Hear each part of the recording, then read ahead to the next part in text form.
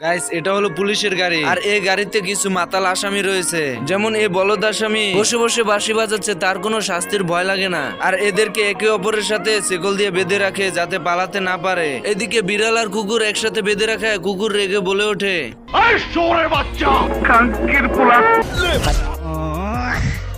কত হিম্মত একবার দেখি। আওয়াজ এত উঁচা কেন বাতি যায়? আর আপনারা তো জানেনই বিড়াল আর কুকুরের ভিতর আজীবনই শত্রুতা রয়ে গেছে, তাই এভাবে কিছুক্ষণ মারপিট চলতে থাকে। আর কালা কোট আমি লাল কইরা দিম।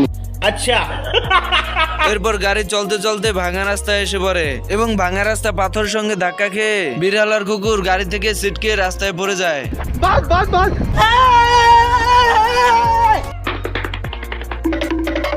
এভাবে দৌড়তে দৌড়তে হঠাৎ বিড়াল গাছের ফাঁকে আটকে পড়ে।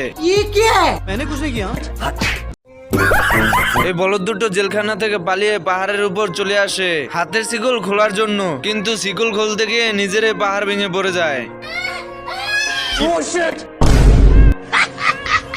এরপর দুই বলদ চলে আসে হাতের শিকল বোম দিয়ে খোলার জন্য। তুমি কি পাগল হইলে না মাথা খারাপ?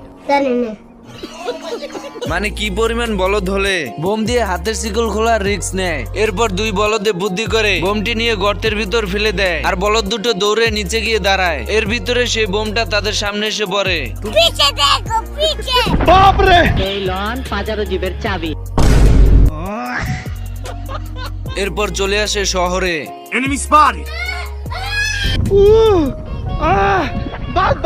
শহরে শিকল খুলতে এসে বিপদ দেখে পালিয়ে যায়।